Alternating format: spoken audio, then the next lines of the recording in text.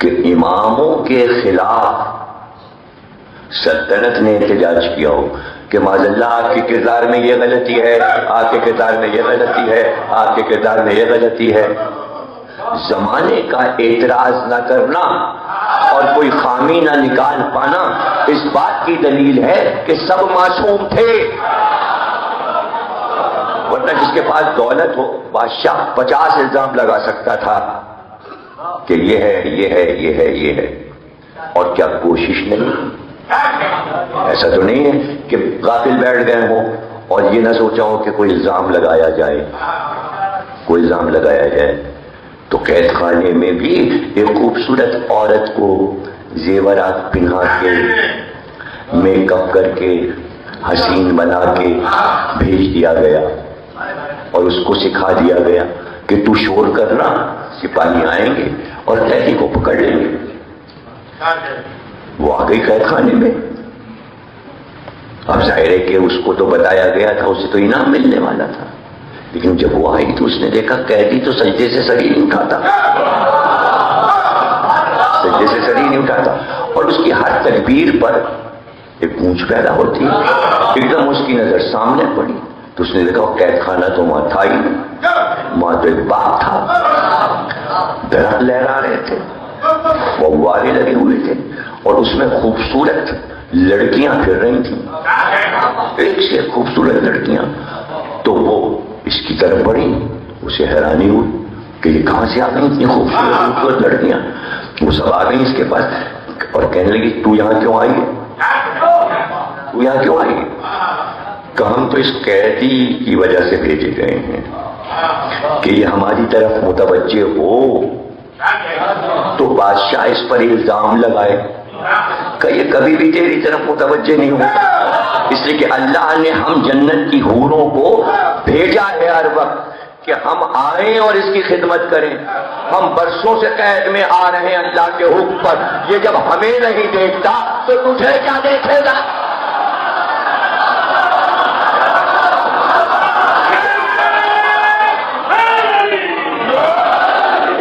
ہمیں نہیں دیکھتا یہ تجھے کیا تو ہماری طرف نہیں دیکھتا۔ تو کیا نتیجہ ہوا کہ وہ منہ کے بل سجدے میں گر گئی اور سجدے میں پڑی روتی رہی۔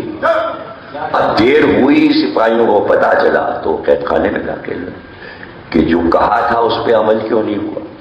تو دیکھا وہ تو پڑی سجدے میں رو رہی، تھر کانپ رہی۔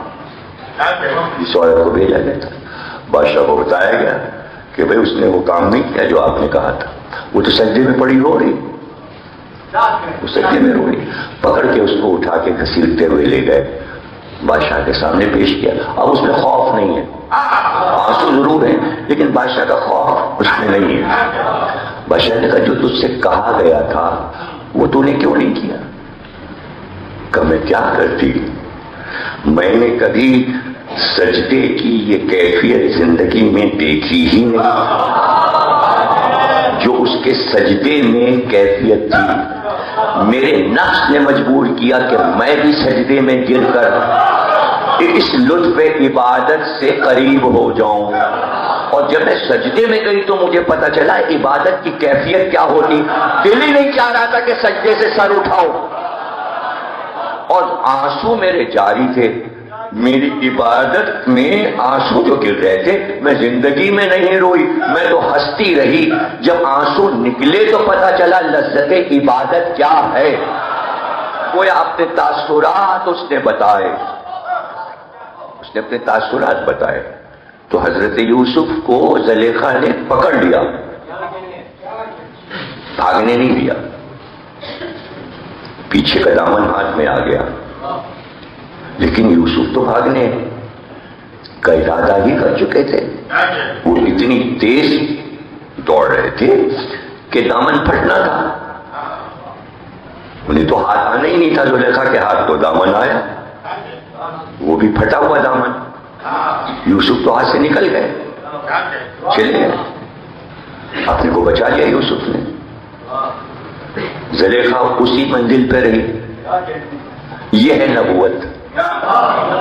امامت کے پاس بھی زلیخا جیسی عورت بھیجی گئی، لیکن امامت کی شان دیکھ کر سجدے میں جھک گئی۔ یوسف زلیخا کو بدل نہ سکے، امام نے بغیر سر اٹھائے ہوئے ایک بری عورت کو اچھی عورت بنا دیا۔ یہ امامت کا کام ہے۔